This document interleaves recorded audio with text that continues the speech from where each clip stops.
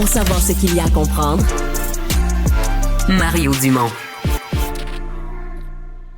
Je veux dire que j'en ai ras le bol de ces histoires de fraude. J'ai écrit dans le journal à répétition combien on devrait être plus sévère. Et là, on a un autre cas, personnalité connue dont la mère s'est fait tester, s'est fait avoir. C'est Dominique Arpin avec la faute grand-mère, grand-père, grand-parent. La mère de Dominique Arpin a bien répondu, donc l'histoire se termine bien. Mais c'est fâchant parce que n'importe qui peut se faire prendre. C'est fâchant aussi parce que ça n'arrête pas, là. C'est non, tout le temps, pire. t'entends ça partout, c'est non-stop, c'est dégueu, là. Ils peaufinent aussi leur technique d'hameçonnage de plus en plus. C'est dégueulasse, on ne sait pas comment se protéger. Il n'y a pas de conséquences de ces malfrats-là. Là, avec l'intelligence artificielle, ils imitent des voix. On nous dit aussi de plus répondre oui, de répondre allô pour pas que notre oui soit pris contre nous. C'est fou de répondre au courriel. Il y avait avec Isabelle Maréchal aussi, il y a quelqu'un là, qui a vraiment fait ce qu'il fallait, là, répondre est-ce que c'est bien la banque qui m'appelle? Regardez le numéro de téléphone sur Google. C'est vraiment le numéro de la banque. Après ça, c'est l'application de la banque. Finalement, il se fait frauder pareil. Même s'il réussit à tout cocher ses doutes, il se fait prendre pareil. Dominique Arpin est avec nous et il est aussi en colère que nous, Dominique. Merci beaucoup d'avoir accepté l'invitation. Dominique. Oui, j'ai pas dépompé depuis hier, là, je vous rassure. Ben, c'est parce qu'il faut dire que ta mère s'est fait prendre par cet hameçonnage-là où il y a quelqu'un qui imitait la voix de ta fille. Oui, ben en fait, elle s'est fait... Ça se termine bien dans le sens où elle n'a pas versé d'argent, mais elle a été quand même bouleversée par ça. Puis c'est ça qui me fâche, que des fraudeurs se servent de l'amour qu'ils ont pour leurs proches pour essayer de leur soutirer de l'argent. Puis ils créent des situations paniquantes. Là, ma mère, hier, est chez elle. Ils vivent en paix. Ma mère a 80 ans. Et là, le téléphone sonne. Puis au bout du fil, c'est une jeune fille qui est en larmes, qui pleure, qui dit « Grand-maman, je viens de frapper quelqu'un, je suis en prison. » Puis elle a la même voix que ma fille, Laurence. C'est ça qui me fait capoter dans l'histoire. Et là, lui dit « T'es la seule personne que je pouvais appeler. J'ai droit à un seul appel. Je vais te passer mon avocat, faut que tu me sortes de prison. » Puis là, ma mère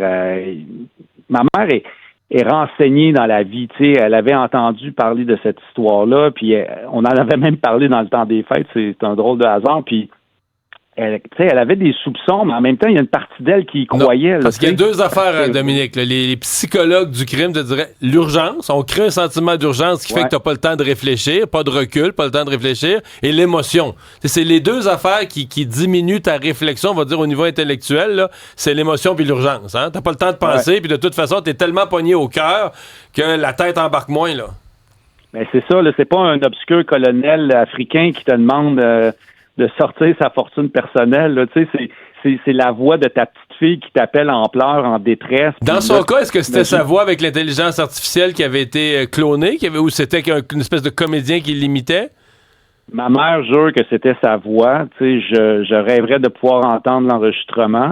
Puis, ce que je constate depuis hier, tous les messages que je reçois sur les réseaux sociaux depuis que j'ai publié ça sur Instagram, c'est que d'une part, c'est une fraude qui est très, très courante, puis d'autre part, les gens disent c'était la voix de mon petit-fils, c'était la voix de mon petit-neveu, c'était la voix de ma nièce. Donc, clairement, à moins que, je sais pas, là, à moins que ce soit des voix génériques, qu'on se rapproche de la voix de la personne, ça me semble vraiment être des voix clonées.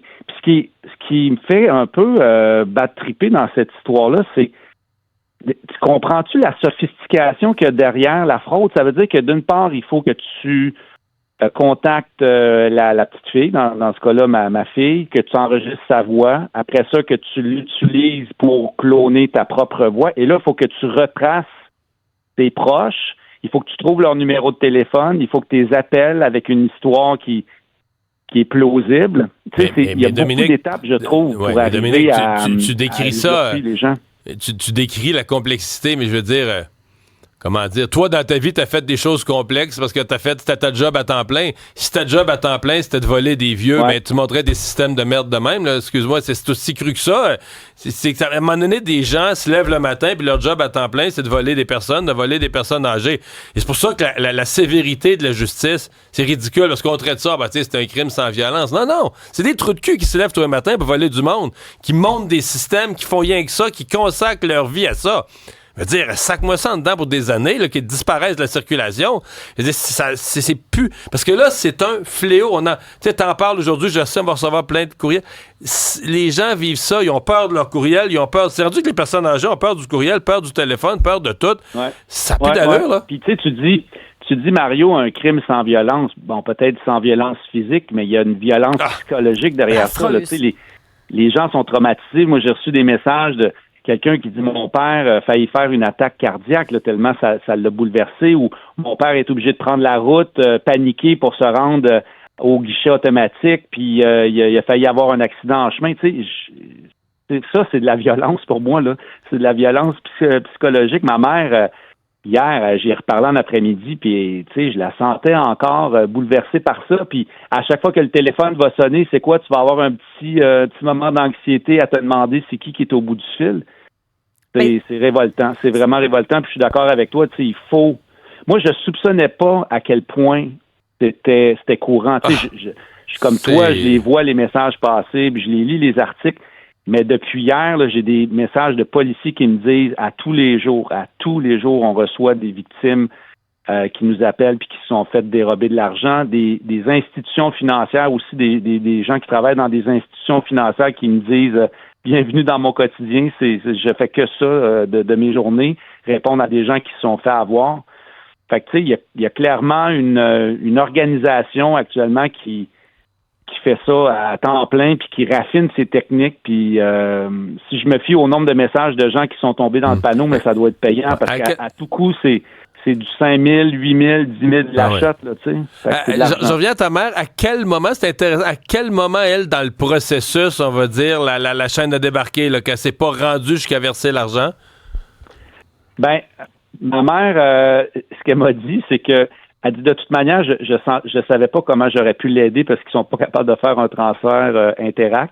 Puis elle posait des questions. Elle lui disait mais Laurence, t'as même pas de voiture. Puis là la personne oui mais j'étais dans la voiture d'une de mes amies. Il y avait tout le temps une réponse. Puis ma mère, c'est ça. Ma mère c'est une sceptique de nature. Fait que c'est à force de poser des questions. Ouais, la personne au bout du fil, à un moment donné, cette année, puis c'est la personne au bout du fil qui a raccroché, là, tu sais. Fait que clairement, elle sentait que ça menait nulle part, puis je pense que c'est ça qu'il faut faire, c'est de pas succomber c'est ça, au stress puis à la pression de l'appel, puis d'essayer de raisonner. Mais je sais que je dis ça, puis c'est pas évident à faire. Là. Mais elle aurait même pas suggéré « appelle ton père ». C'est pas quelque chose comme ça qu'elle lui aurait dit?